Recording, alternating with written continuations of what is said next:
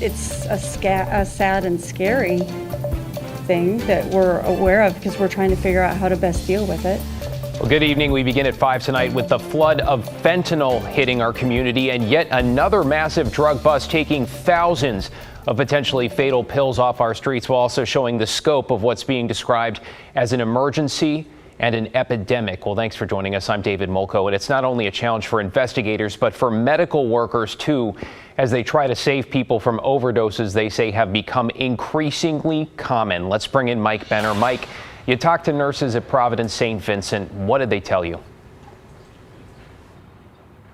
Yeah, David, they say they're seeing people suffering from the effects of fentanyl on a pretty regular basis. They say seeing these patients is heart-wrenching, and seeing the pain and fear in the faces of those rushing them to the emergency department for care. And they say the community needs to know how prevalent and dangerous fentanyl is. The Multnomah County Sheriff's Office gave us these photos of a drug bust earlier this week. Deputies from the Special Investigations Unit seized 92,000 fentanyl pills, not to mention cocaine laced with the potent drug. No, not at all. Not a huge shock at all. Tracy Moore is a nurse in the emergency department at Providence St. Vincent Medical Center. Tracy says during one shift as recently as last week, 4 people overdosing on fentanyl came into the ED. It's very difficult to process because these are somebody's brother, sister, child, mother, father. If that's not alarming enough, just listen to this. According to the Oregon Health Authority, in 2021, nearly a third of Oregon's counties saw more people die from a fentanyl overdose than from any other overdose. And that same year, authorities seized 1.3 million pills laced with fentanyl. That's a more than 1,000% increase from 2019. The good news is that we have a lot of tools right now. There could be more. I'm sure people are working on that, but we work with what we have. Pharmacist Anthony Tran is referring to naloxone, commonly known as Narcan. It's a nasal spray that can bring people back from a fentanyl overdose. Oregon has a pretty robust initiative to try to make this available to people. And perhaps it's never been more important than right now. Fentanyl seems to be everywhere. If ingested, the tiniest amount can kill you. And with that in mind, just imagine if the drug seized earlier this week made it to the streets. It's a sad and scary thing that we're aware of because we're trying to figure out how to best deal with it. All right, back to that big drug bust for a moment. Deputies did arrest 2 people, 23-year-old Easton Halleck and 24-year-old Tallulah Miroff. Detectives believe all of that fentanyl allegedly in their possession would have been distributed on the streets of Multnomah County had deputies not made the bust. David? Mike Benner reporting tonight. Thank you, Mike. And the flood of fentanyl is impacting the entire country. According to the CDC, it is now the #1 cause of death for Americans ages 18 to 45. Just a few grains, less than fit on the tip of a pencil, can be fatal, including for teens and even our youngest. In Colorado today, a grand jury indicted the parents of a toddler who died from fentanyl poisoning. Authorities say Alonzo Montoya and Nicole Casillas were part of a drug trafficking operation. They say in early January of this year, the couple manufactured and smoked fentanyl while their 2-year-old daughter, Aviana, was in the room. She died the next day. An autopsy showed she had both fentanyl and meth in her system.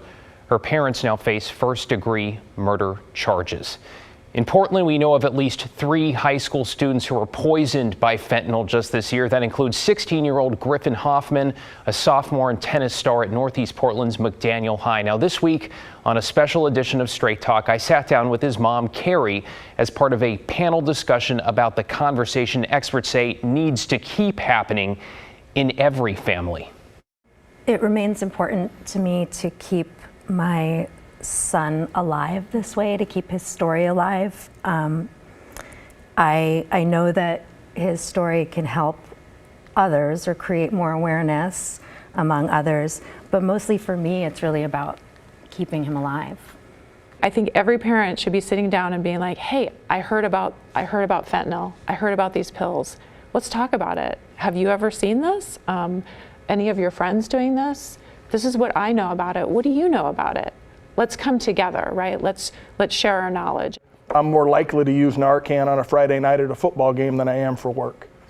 That was the conversation. That was the, hey, experimentation, I understand. You're gonna go out and do a whole bunch of different things and try different things and develop your own lifestyle and everything else. Here's an opportunity where you don't get a second chance.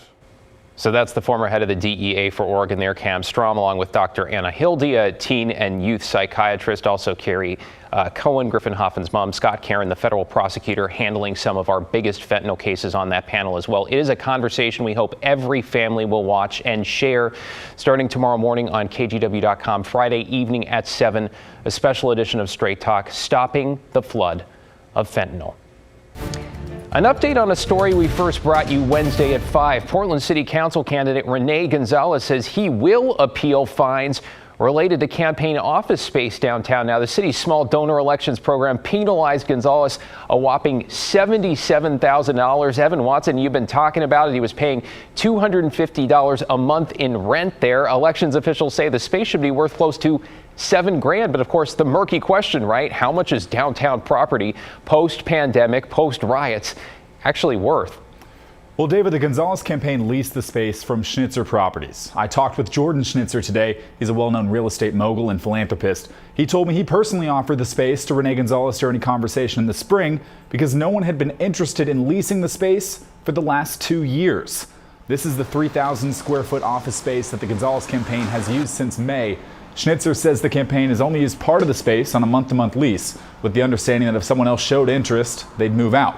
Schnitzer told me he supports Renee Gonzalez and he did donate to his campaign in May. Schnitzer said he's not aware about rules for in-kind political contributions, but from his perspective, Gonzalez did him a favor by using the office. Right now, there are 130 empty storefronts in downtown Portland. Like any other landlord, first, it breaks my heart to see such a negative image of the city. And second of all, we just want to see our spaces activated. There's virtually no leasing activity in downtown Portland, which is part of a much, much bigger issue. So that begs the question. I asked Schnitzer if the office space had been advertised to the public at that $250 a month rent, wouldn't that have created more interest? Well, here's what he told me. There's been no discussion of price because there haven't been any visits. And I'm saying now publicly, you can put on the air if there's nonprofits or political candidates or for-profit businesses that want to get some space at some bargain rents, we've got some space to lease. Portland's Small Donors Elections program matches small donations from Portland residents to give individual contributions more weight in politics. The program used the online advertisement for the full office to calculate a fair market value of $6,900 a month. Director Susan Matei said the discounted rent was a prohibited political contribution. David? We'll see what happens with that appeal. Thanks, Evan. In our homeless crisis, it's been about a week since the city started clearing camps along Northeast 33rd Drive. That is the long stretch near the airport where people camp in RVs and trailers, a long stretch. We went back today to see how it's been going since that sweep. Our Blair Best checked in. Much of the east side of the street remains clear. That is closest to the airport. The city pointing to federal aviation regulations there. Today, Metro's RID patrol crews were back with the homeless to clear trash, debris, and belongings from what was left behind. Now, since the start of the year, they've removed 29 tons from the area, and those on the west side of the road are anxious they're going to be next.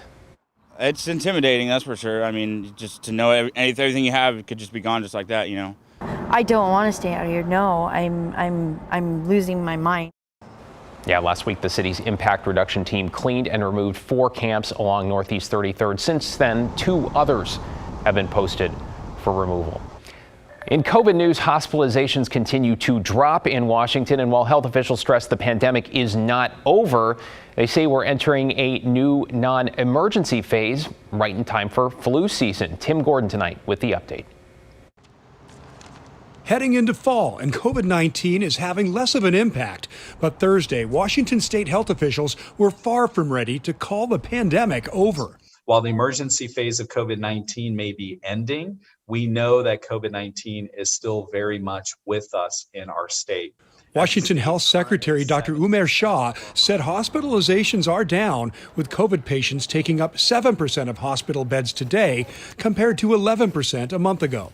But there are still some 300 Americans who are dying from COVID-related disease every single day, and that amounts to some 2,000 Americans a week. So we want to remind people to continue to be smart. Washington's COVID state of emergency is set to end October 31st. That deadline does not mean it is time to let down our guards, though, despite much of our day-to-day looking pretty normal. This year, people are more active and mobile. Many adults are working in person again, and children are back in school.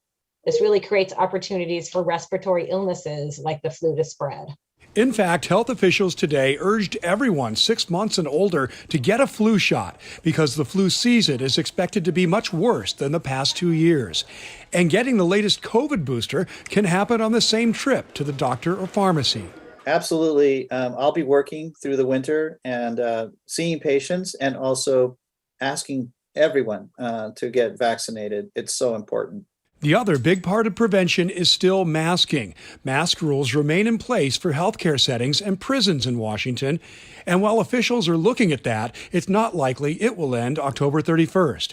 In fact, the mask message, including the state's namesake, remains on the wall behind Dr. Shaw. Yeah, thanks, Tim. And I'm glad you noticed George Washington is wearing a mask. And as over the last couple of years, he was wearing it all the time, and now he's wearing it appropriately. The state health secretary says it remains a good idea for anyone in a crowded situation, especially indoors, to have a mask handy and consider using it.